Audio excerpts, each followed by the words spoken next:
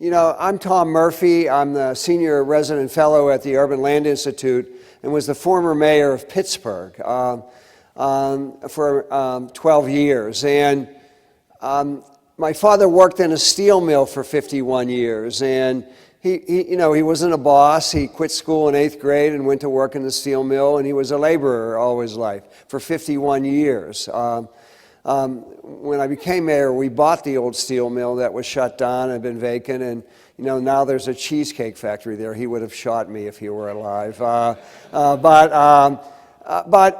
I live what we're talking about. I mean, when my father and mother died, the only wealth that they passed on to me was their house that we lived in. And it was the wealth that it gave me an opportunity then to build on that. And generationally, I've watched how that happens. And I think that's the challenge in America today. And that's what we're going to talk about, because wealth creation, really, how you do it is really by owning a house. And I think that idea still is a very important idea. So let me take a moment to introduce our panel. Reverend Faith Fowler is somebody who couldn't make up, she wanted to save our souls or our cities, right? She has both a master's in divinity, in theology, and also a master in public administration. And she has lived in Detroit for 30 years. She she's the executive director of the Cass Community Social Services, author of Tiny Homes in a Big City. She's both pastor of Cass Community United Methodist Church and the executive director of the Cass Community Social Services, a nonprofit agency providing food, housing, mental health, and employment programs here in Detroit. Jeff Wilson is founder of Kasita, and Jeff has brought his house with him, where he's living while he's here. It's right outside the door. You can see it. If you walk here, between here and the Marriott, it's a block down from the entrance to the convention center. And Jeff has a whole story. The best, he met a young woman online and invited her to go on a 7-day or a 21-day, 7-country date. I asked him if they're still talking to each other, and he tells me they are. But besides that, he's very involved with startups and very focused on how to provide alternative choices in how to build housing so that it's affordable. Tosha Tabron is somebody who is sitting at the core of the conversation, which is she's the vice president of relationship manager for global philanthropy for JPMorgan Chase Foundation. So she's the woman with the money on this panel, right? And how she makes a choice about how to invest that money. Clearly, the partnerships that make this happen or not clearly involve financial institutions and working closely with community leaders. And David Alade was a Wall Street guy and found religion and moved to Detroit and has become a community advocate in real estate development in Detroit's neighborhoods because he saw the opportunity where many saw liability. David moved here to not only talk about it, but to do it. So you'll talk about that. So why don't we start with you, Jeff, and talk a little bit about your little house out here and what else you're doing. And you want to come up here? Or? Yeah, and the slides will be here. And okay. Don't ask me how to get you there. Okay. So, and then we'll save some time for questions afterwards, and I hope some of you will have some questions for our panelists.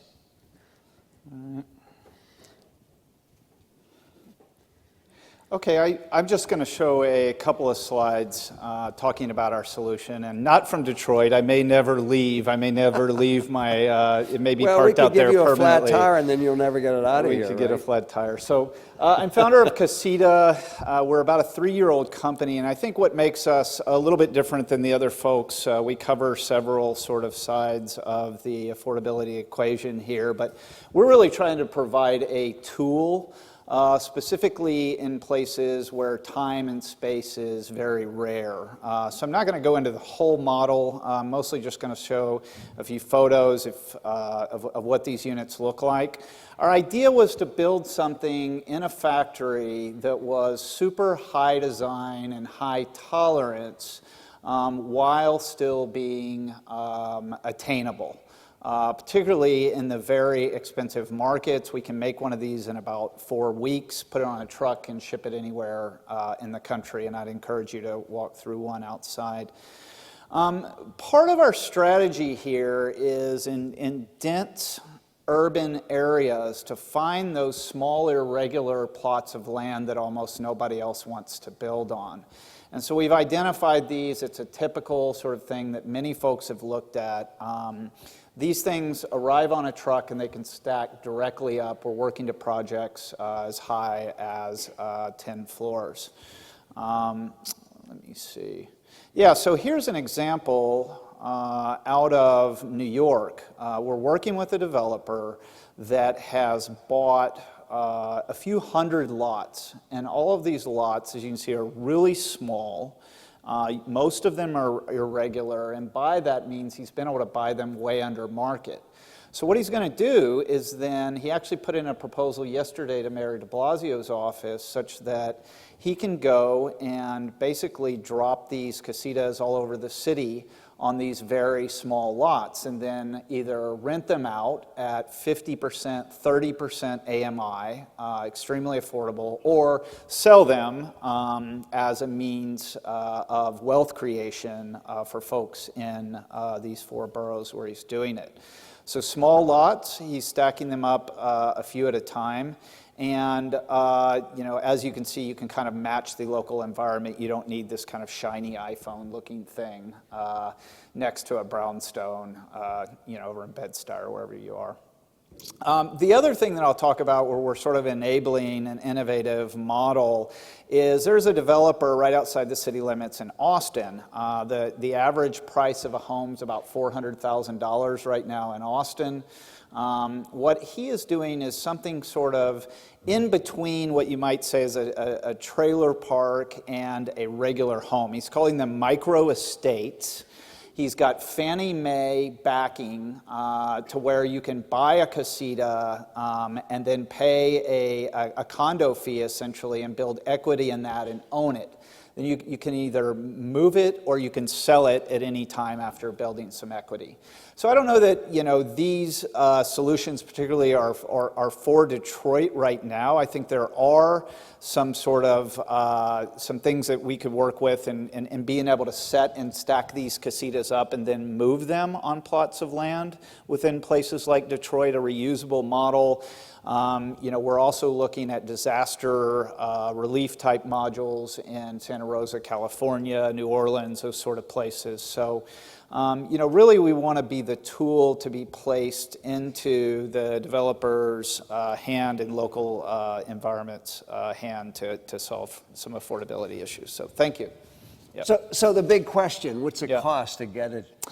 Yeah, so the units start at $89,000. They're about 400 square feet, and they're sort of fully finished out. They arrive. We can plug one in, and it's ready to go within 4 hours after it arrives on site and is set down.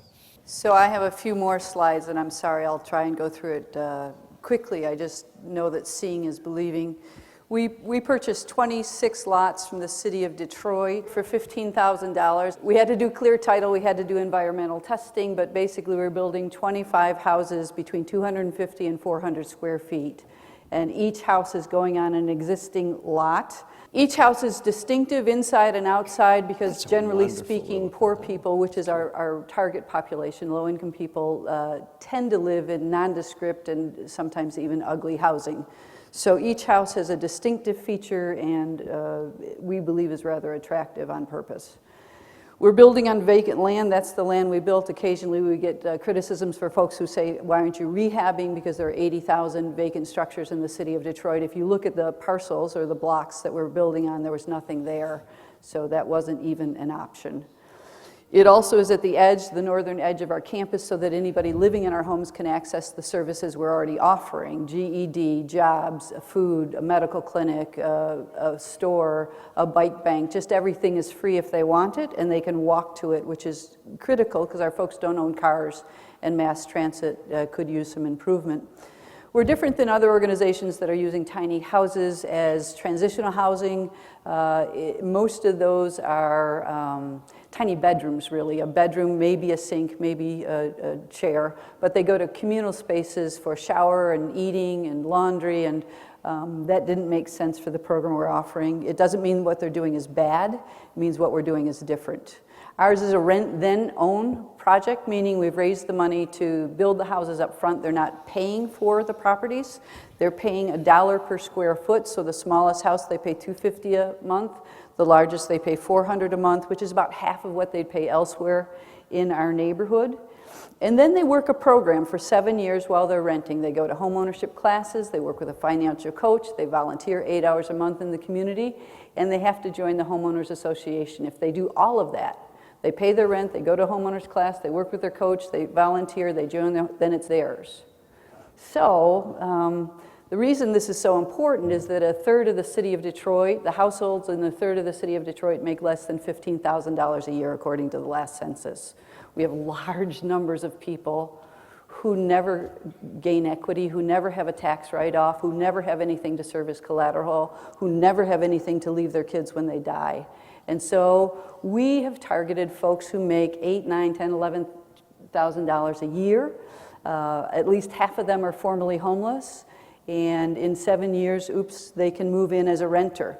If you're formerly homeless, your life changes right away, because in the shelter system you control nothing, not lights, not temperature, not meals or snacks or company or overnight company or pets. I don't know why we put this slide in. I hate cats. But you can have a dog, all right? You need a slide with a dog. We're building them with a general contractor and trades to do the foundation, the shell, the roof, the electrical, the plumbing, because you have to pull permits. And then we're using volunteers to build everything else. This shot's actually from Washington, D.C. So they are doing the drywall, the flooring, the counters, the countertops, the painting, the landscaping. I would point out that originally we searched for our plans online. Both of these houses are beautiful, but they're like the old Hollywood sets. There's the front and nothing behind them. And so we went to architects and said, would you draw us a house? And at least 10 architects have, and they're allowing us then to sell the plans to other people so they can build beautiful houses other places. We just built this recycle house, which is the barnwood, up in Lansing, and it keeps advancing on me. The other thing about volunteers is they bring in materials, a metal roof, the cultured stone, the tile, the paint. You don't need much for a tiny house. Somebody gave us their old granite countertops. It was enough for 3 houses. We never would have spent money on granite countertops, but they got a tax write-off. We got good, solid countertops, and the homeowners obviously are doing well. Every house is on a foundation. I know you've heard HGTV. They're all on wheels. If you're a poor person, you don't own a car or a truck, you can't pull a tiny home anywhere. And by the way, you don't own land, and they won't let you park here or on Belle Isle, right? So on foundations, everyone has a front porch or a back deck, so you increase your living space on your 30 by 100-foot lot. Every house comes with a washer dryer combo like in Europe, a stove, refrigerator, microwave, furnishings if they want it. If they don't want it, they don't have to take it. There's not a charge for any of it. Landscaping is good for Michigan. Herb Foundation and Greening of Detroit is helping us plant some trees and do some rain barrels for harvesting. Every house comes with a security system, so they and their property are safe at night. I should tell you really quickly, we got the security systems from a guy who way underbid the rest of the people. And so I was suspicious and asked our owner rep to write him and find out why, and was he going to raise it in a year or 7 years. And he wrote back and said, "Dear Stacy, 20 years ago I was a drug addict, and somebody helped me. And now it's my turn to help somebody else." So that's what's happened through this whole darn process. People have stepped forward that we didn't even know. Bon Jovi called. "Can I send $100,000? No, we don't need it." Just kidding, we took it.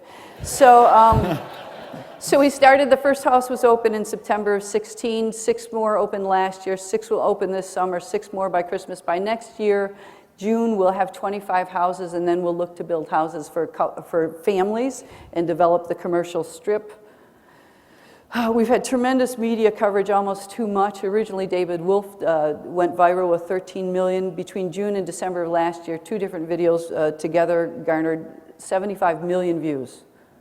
So we've heard from India, Italy, Germany, Canada, Australia, Mexico, Peru, Ghana, Liberia. A friend of mine from college was in Bangladesh and said, hey, you're on the TV this morning.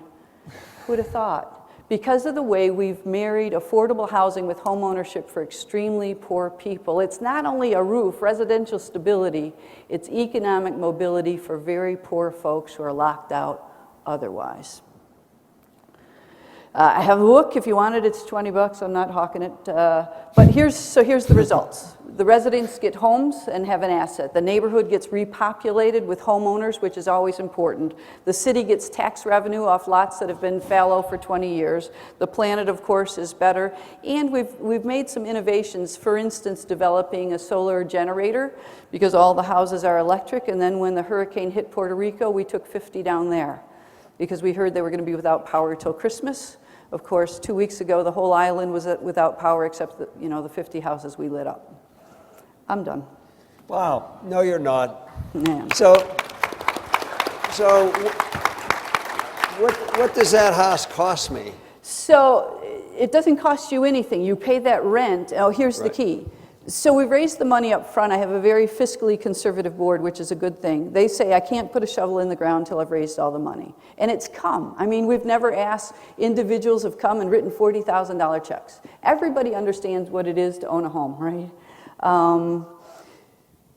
What was the question? So the question is, if I'm what does it cost renting to build buy it? it, right? Yeah. What am I going to pay at the end of the day for it? You're not. You're going to pay rent for 7 years, and we use that rent since it's already paid for. We use the rent to pay your water, your taxes, your insurance, and your security system. Right.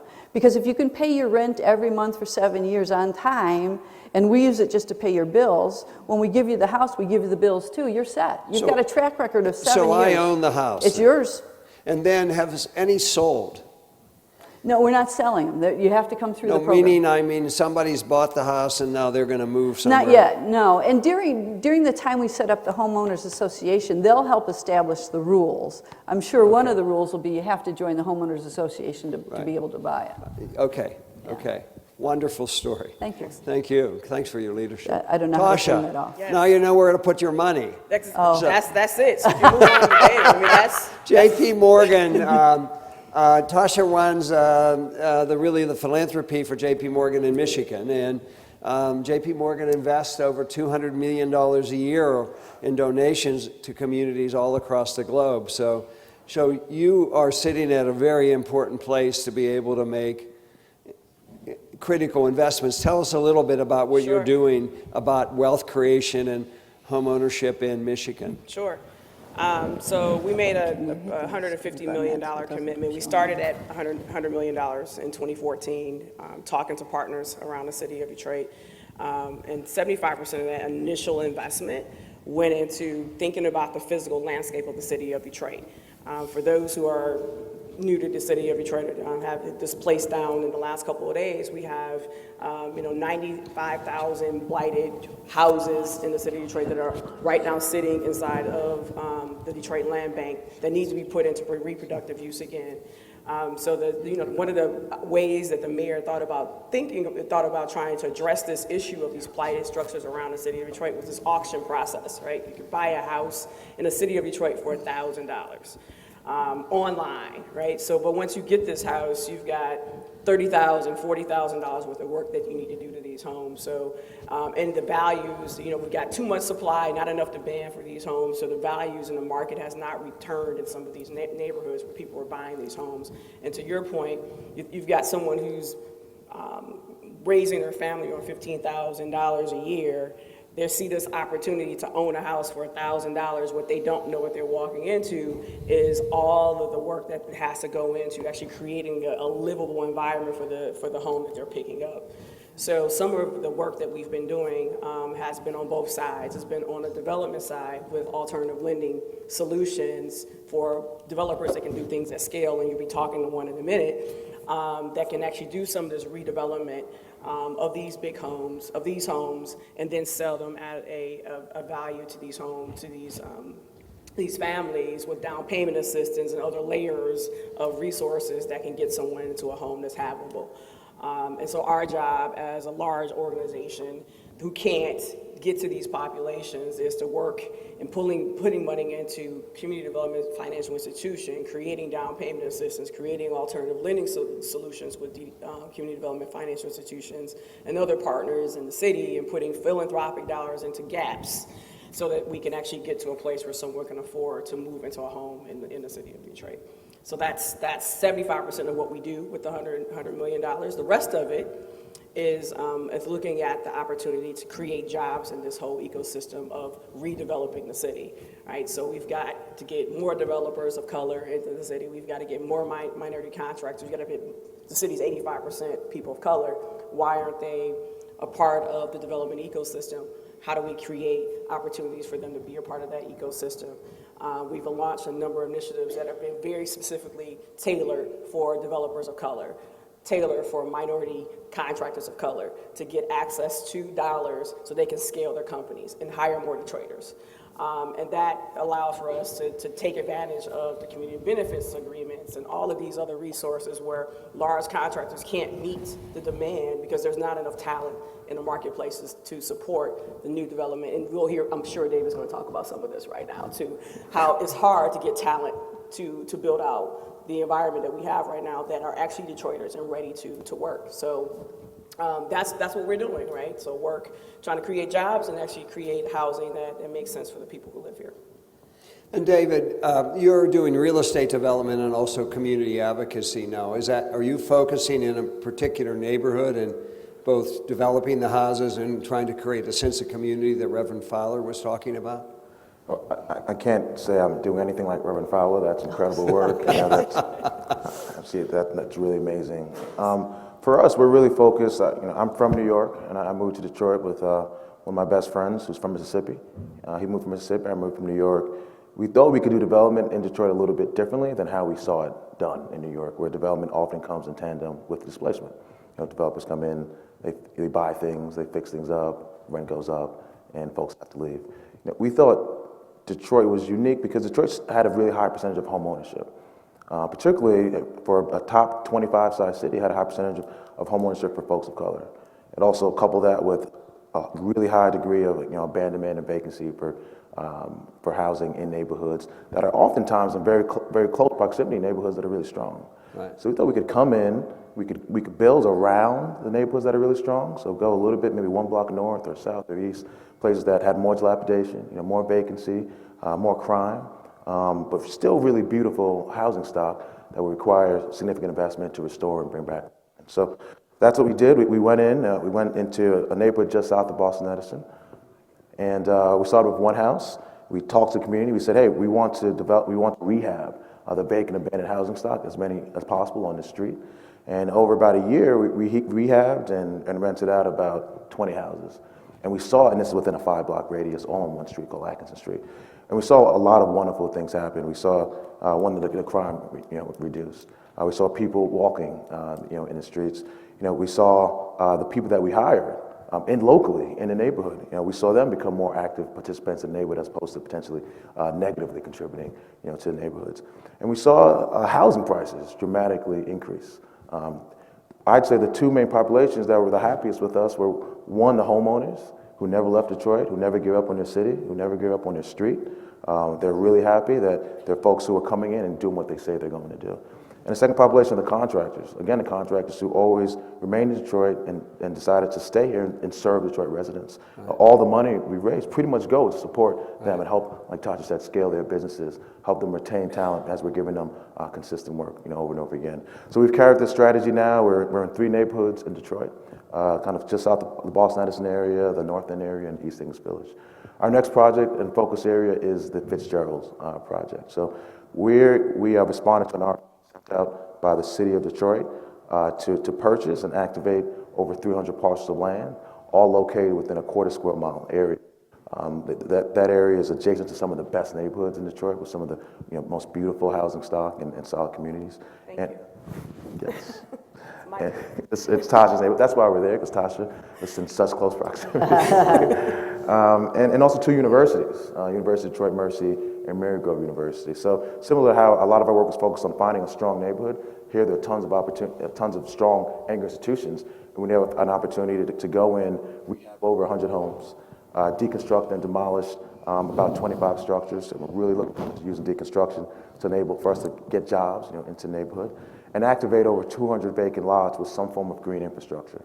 So that's meadows, that's trees, that's pocket parks, that's neighborhood hubs, hopefully some solar pavilions, and some bioretention to really help address the issues we're seeing around water and energy efficiency.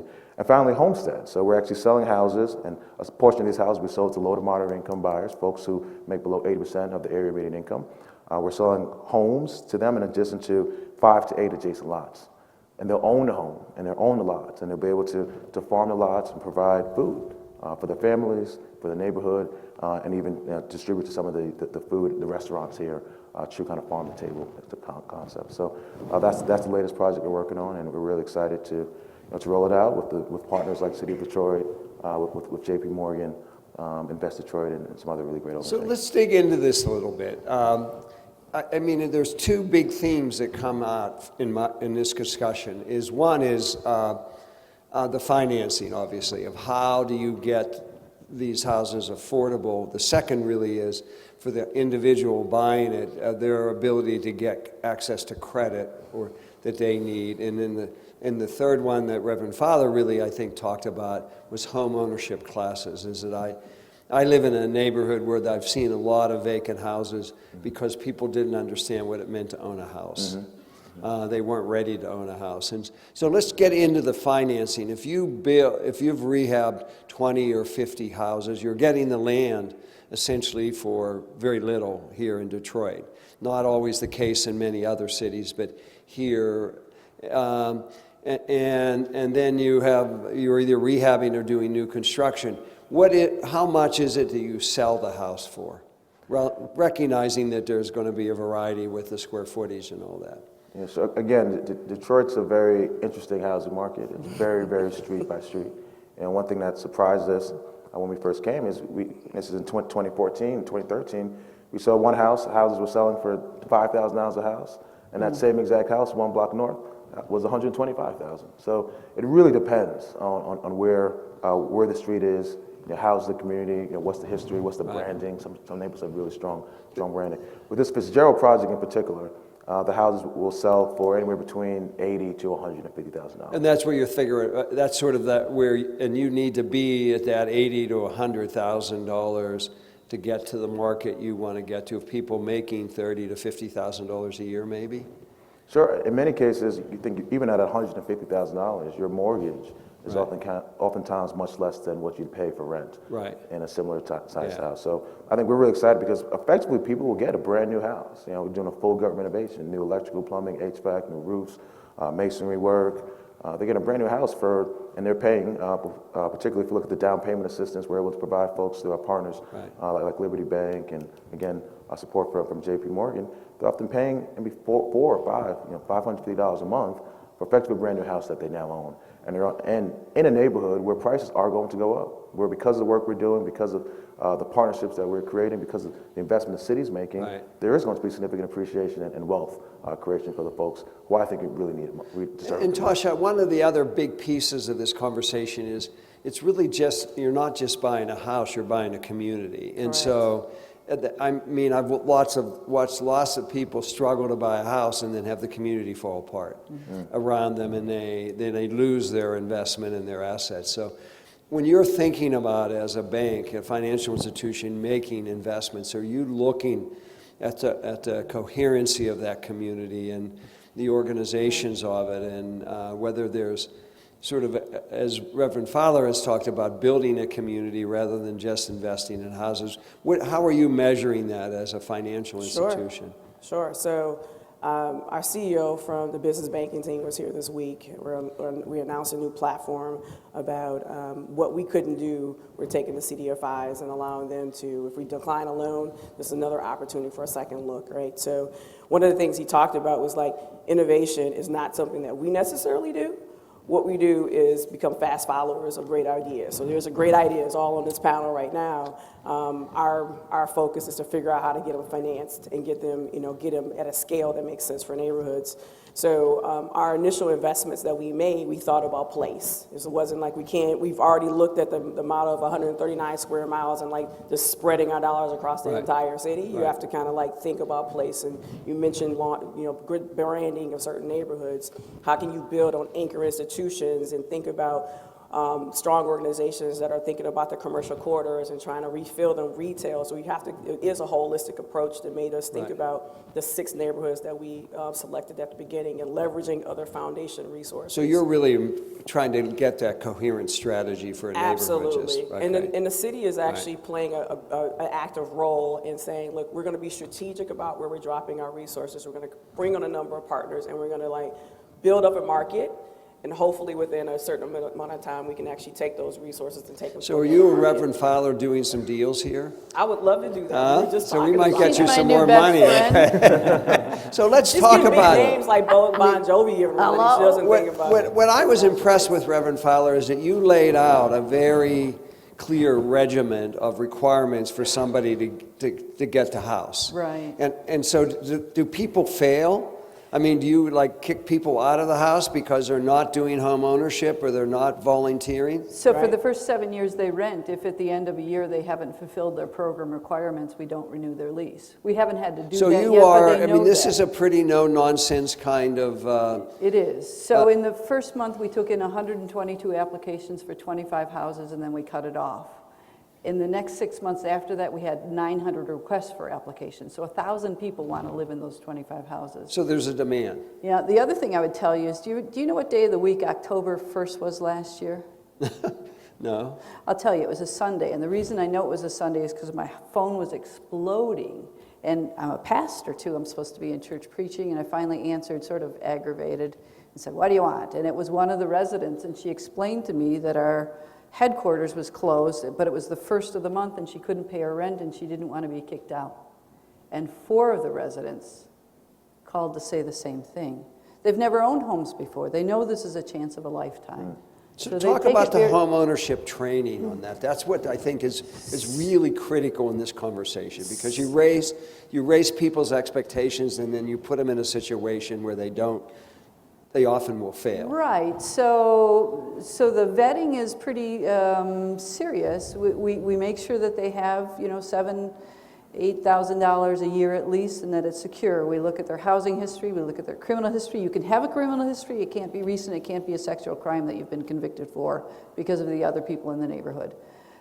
In terms of the housing classes, they all come together. They teach each other. When do you change the furnace filter? When do you what do you do if your toilet chain breaks? How do you engage a contractor? Do you pay it all up front? Do you pay half up front? How do you check references? How do you make sure they're insured? If you've never owned before, you don't know what you don't know. Then the financial coach has a really important role, because everybody gets their own. Everybody's in a different place. Do you have debt? Do you have a budget? Do you have a savings account, a checking account? Can you earn more money? And that's a question you never hear in affordable housing, because if you earn more money, you have to pay more rent. Yeah, right. Right? But ours is based on square footage. So if you earn more money, you keep more money, and you're not going to lie to us about making more money. We want you to make more money, because that's the American way. Then the coach comes back and says, now that you have more money, have you ever thought about investing it? Have you thought about a savings bond or a CD or the stock market? Because when you own this home, you have to have a financial cushion. Sure. So we've got 7 years to work with them month after month to make sure they understand how to do preventative maintenance, to work with a contractor, to handle small things that happen around the home. They take care of the home. It gets inspected by the city. That they're being fiscally, most of them are fiscally responsible already. They just don't have financial literacy.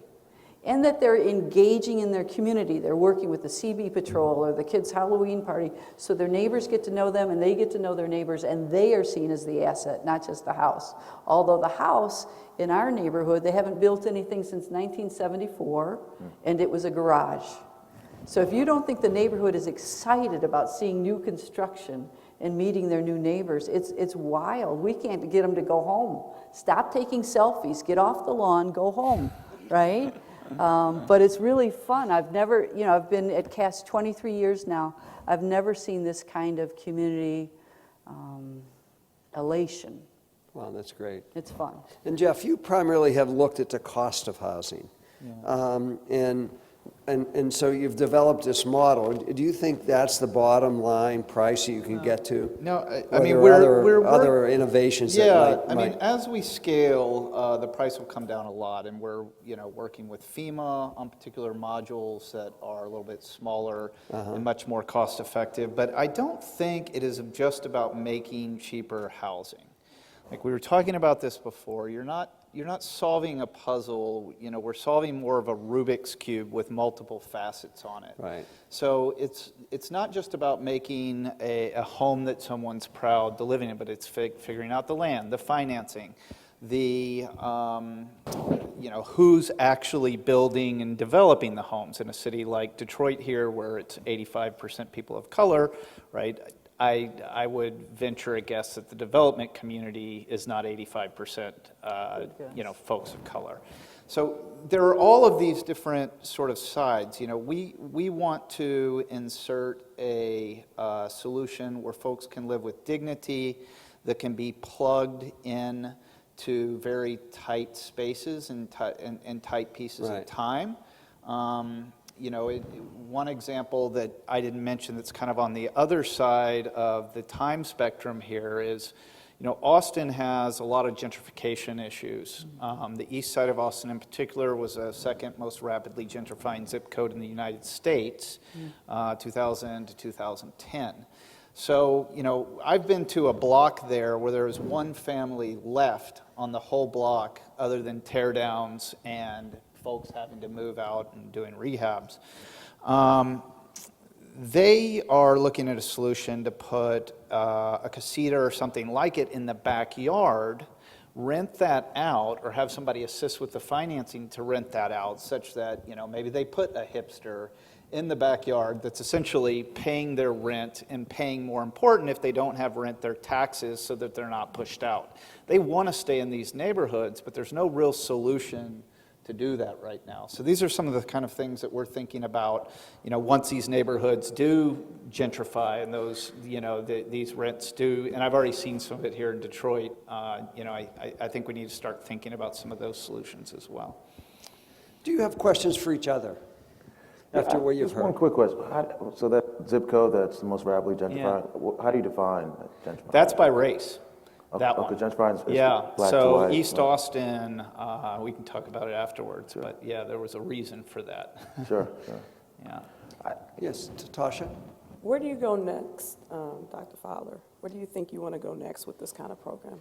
So after the first 25, then we were looking to do family homes and tiny homes, and as I mentioned, the commercial strip. We're also doing a lot of consulting because people are asking how they can replicate either it or something like it in other areas. And so we've spent a lot of time speaking elsewhere and advising elsewhere.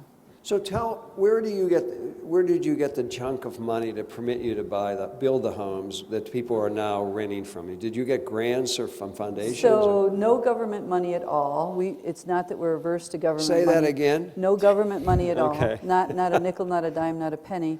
We use government money in other programs, but in the last few years, for instance, HUD has closed down some programs with great outcomes. They just want to do something different. And I didn't want to say to you, you can own a house in 7 years and in 3 years have the funding source say, oops, we're going to do something new.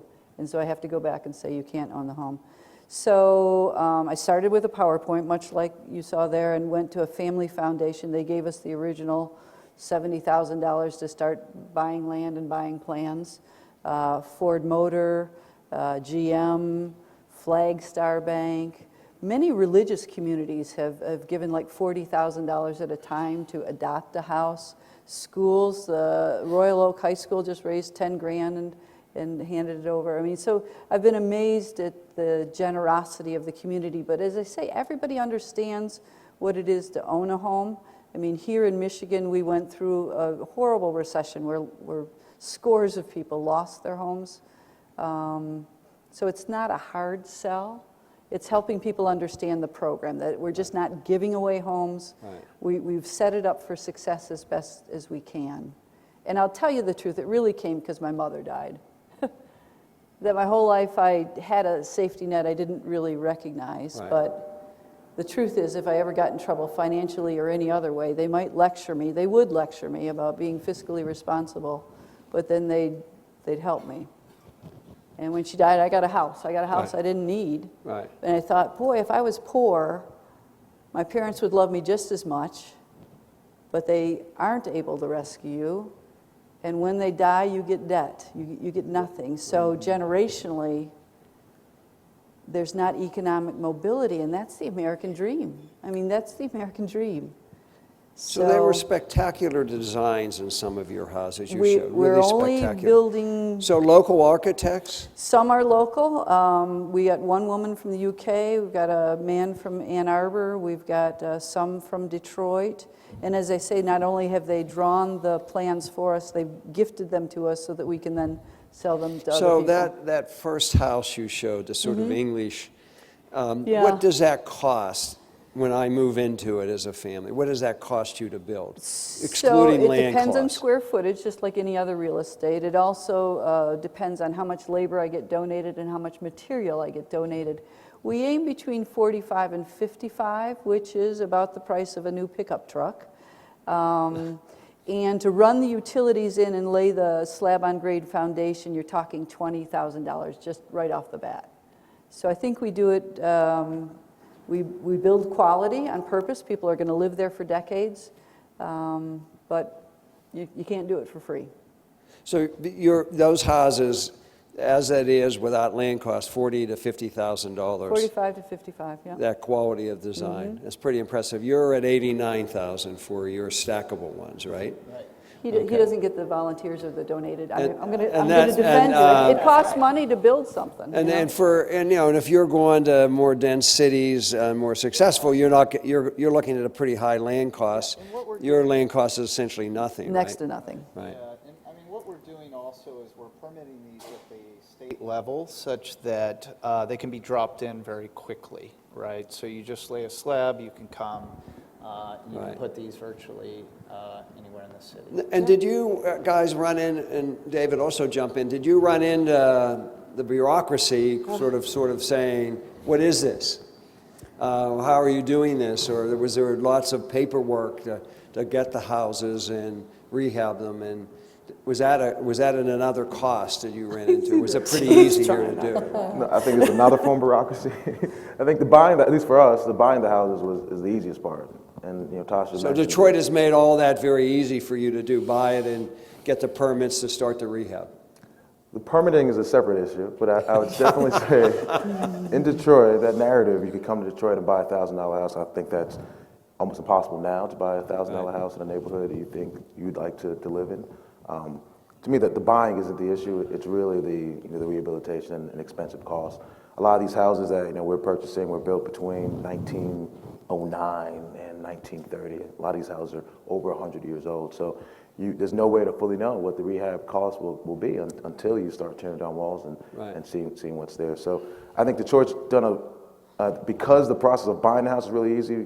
People buying it through the Wayne County auction, Detroit Land Bank.